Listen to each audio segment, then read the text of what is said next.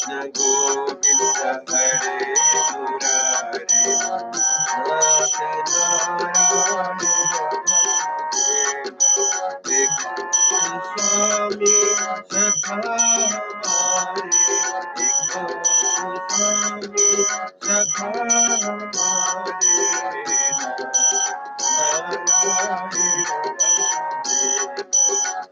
कृष्ण गोविंद हरे मुरारे हे नाथ नारायण देव श्री हरि शरणं प्रभु हरि श्री हरि शरणं श्री हरि शरणं प्रभु हरि शरणं श्री हरि शरणं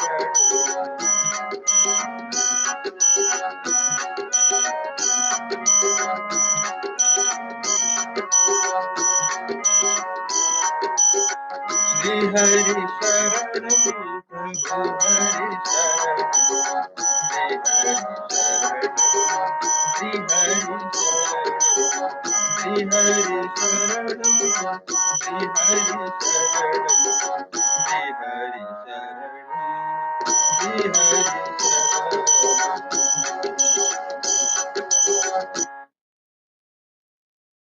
जय श्री हरि, जय श्री कृष्ण।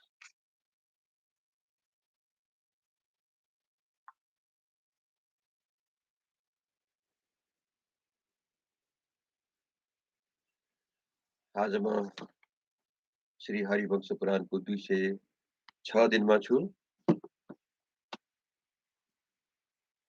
यसमा आज हम 11वां अध्याय प्रारंभ करने जा रहा हूँ।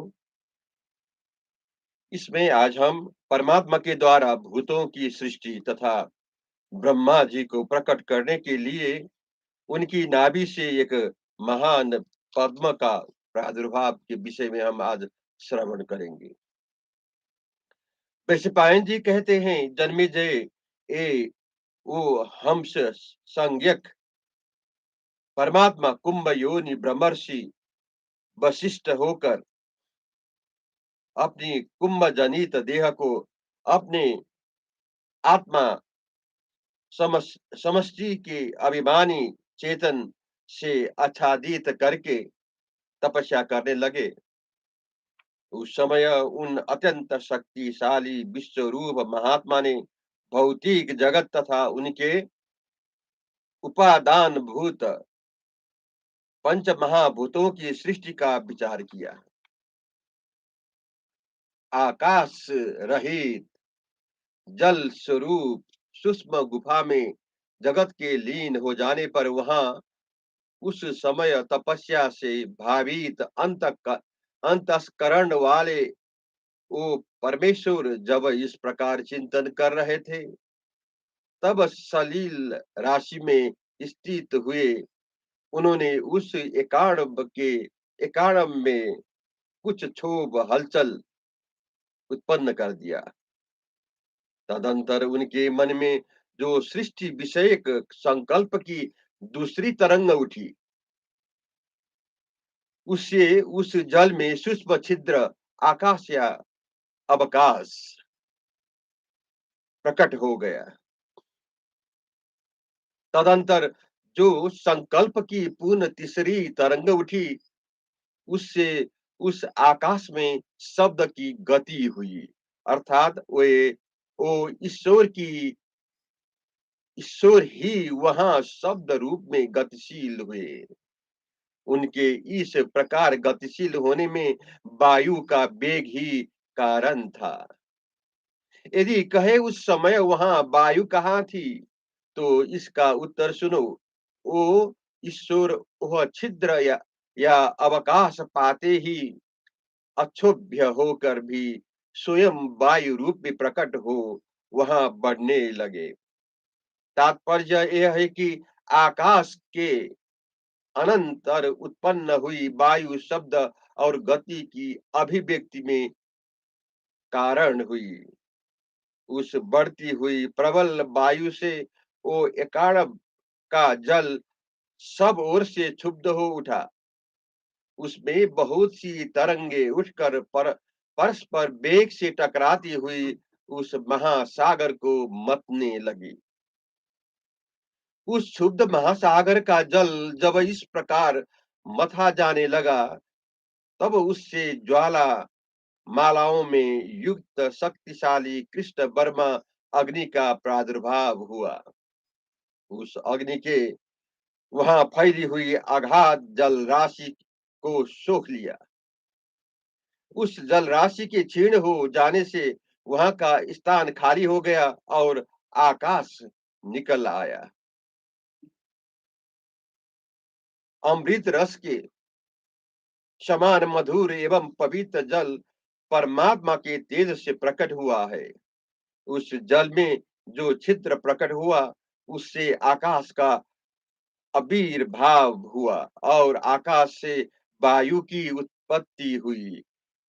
धी के समान द्रव्य स्वरूप जो जल है, उसके पारस्परिक संघर्ष से पृथ्वी प्रादुर्भाव हुआ।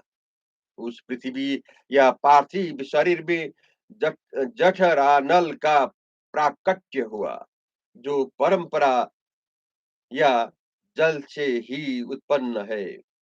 उसे देखकर महाभूतों के अधि अधिष्ठाता परमात्मा देव बहुत प्रसन्न हुए। लोक सृष्टि के प्रयोजन और तत्वों को जानने वाले अनेक रूपधारी हुए भगवान प्रत्येक कल्प में इस प्रकार भूतों का प्राकट्य देखकर सृष्टि विस्तार के लिए हितकर ब्रह्मा जी के जन्म का चिंतन करते हैं, अर्थात मानसिक संकल्प को ब्रह्मा जी के को उत्पन्न करते हैं। एक सहस्र चतुर्युग बीतने पर ब्रह्मा जी का एक दिन होता है। इसी दिन में वो 100 वर्षों तक जीवित रहते हैं। वो ब्रह्मा पूर्व कल्प में इस पृथ्वी पर तपस्या से शुद्ध अंतस्करण वाले द्विजराजों में श्रेष्ठ ब्रह्म के उपासक, यत्नशील, अनेक जन्मों तक चित्त वृत्तियों का निरोध करने वाले, ज्ञानवान, विश्वात्मा, साक्षात्कार करने वाले और योगियों में सर्वश्रेष्ठ योगवेत्ता रहते रहे होते हैं। योगवेत्ता विशेषोर देव उन योगवान सबके लिए तपस्या तथा संपूर्ण ऐश्वर्य और विक्रम से संपन्न ब्रह्मा जी को वेद और जगत की परंपरा बनाए रखने के कार्य में नियुक्त करते हैं। ब्रह्मा जी को नियुक्त करने के अनंतर भगवान श्री हरि अपने स्वरूप भूत उस महान जल में अच्युत रूप से स्थित होते हैं और ये नियुक्त हुए तेजस ब्रह्मा प्राणियों के कर्म बस उनके कर्मों से उपरत होने पर सोते तथा सबके कर्मों के उद्भव होने पर नाना प्रकार की क्रियाएं करते हुए आनंद मग्न होते हैं। उस समय जबकि ब्रह्मा के जन्म का समय उपस्थित हुआ था, भगवान श्री हरि ने अपनी नाभि से एक सहस्त्र दल कमल प्रकट किया, जो रजोगुण या रज से रहित सूर्य के समान तेजस्वी तथा सुवर्णमय था। महात्मा श्री हरि के शरीर से प्रकट हो अत्यंत मनोहर दिखाई देने वाला वह अतिशय कांतिवान सुगंधित कमल बड़ी शोभा पा रहा था। वो आग की प्रज्वलित शिखा के समान अपनी उज्जवल प्रभा से प्रकाशित हो रहा था। उसका तेज शरत काल के निर्मल सूर्य की भांति उद्भासित होता। जय श्री हरि, जय श्री कृष्ण। आज मैं 12वां अध्याय प्रारंभ करने जा रहा हूँ। इसमें आज हम नारायण के नाभि कमल के दलों में समस्त लोगों की कल्पना के बारे में हम श्रवण करेंगे। वैसे पान जी कहते हैं, जन्मेजय, तदंतर आप आप उस स्वरूप परमात्मा ने अनेक योजन विस्तृत संपूर्ण तेजोमय गुणों से संपन्न और पार्थिव लक्षण से युक्त उस हिरण्यमय कमल में योग वेत्ताओं में से श्रेष्ठ संपूर्ण भूलोक भूतों की मन में स्थित सब और मुख वाले तथा समस्त प्राणियों के श्रेष्ठ ब्रह्मा जी को स्थापित कर दिया। पुराणों के ज्ञाता महर्षि गण पृथ्वी शरीर से उत्पन्न होने वाले उस उत्तम कमल को नारायण के अंग से प्रकट हुआ बताते हैं। वह पद्म जिस देवी का आसन है उसे पृथ्वी कहते हैं तथा उस कमल के भीतरी भाग में जो पाषाणमय होने के कारण सुदृढ़ और अंकुरित की भांति ऊंचे उठे हुए भाग हैं, उन्हें दिव्य पर्वत माना गया है। उनके नाम इस प्रकार है: हिमवान, मेरु, नील, निषद, कैलाश, मुज्जबान, गंध गंधमादन, पवित्र, त्रिकूट, कमनीय, मंदराचल, उदयाचल, कंदराचल, विद्याचल और अस्ताचल। ये संपूर्ण मनवांछित भोग से संपन्न पर्वत देवताओं, सिद्धों और पुण्यशील महात्माओं के आश्रम है। इनके बीच का देश जम्बूद्वीप माना गया है, जहाँ याज्ञिक याज्ञिकों ने यज्ञ किया है।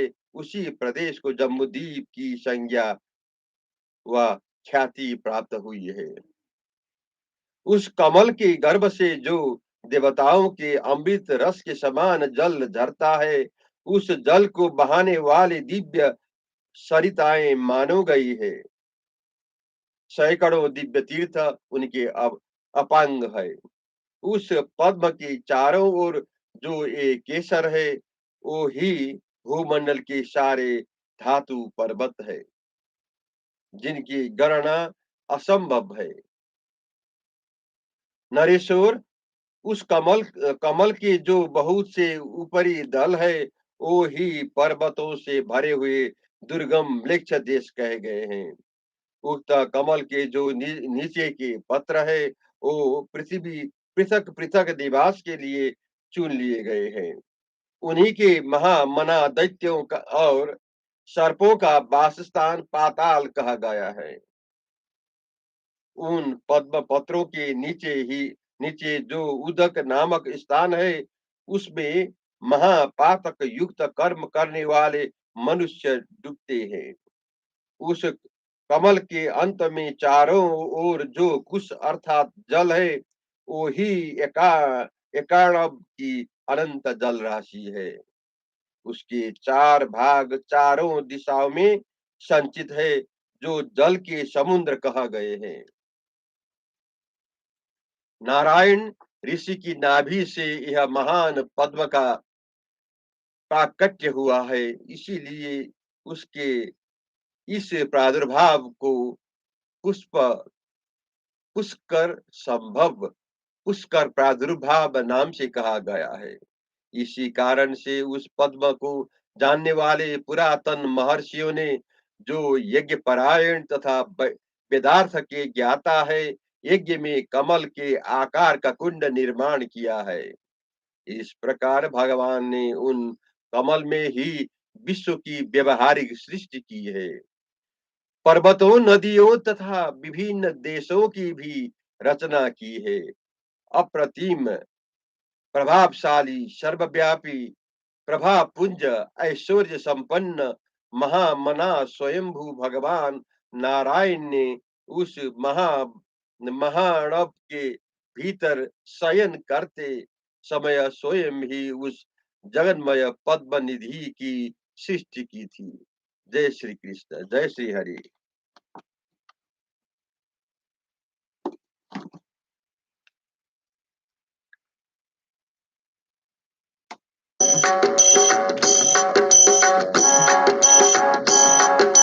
हरे मुरारे नाथ नारायण वासुदेव, श्री कृष्ण गोविंद हरे मुरारे नाथ नारायण वासुदेव, एकमात्र स्वामी सखा हमारे, एकमात्र स्वामी सखा हमारे, मेरा सुरताना मेरा वासुदेव।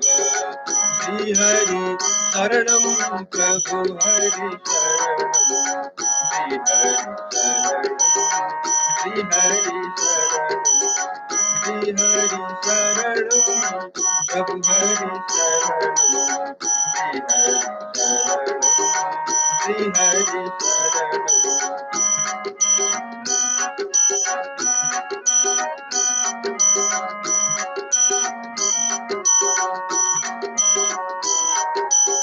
श्री हरि शरणम प्रभु हरि शरणम, श्री हरि शरणम, श्री हरि शरणम।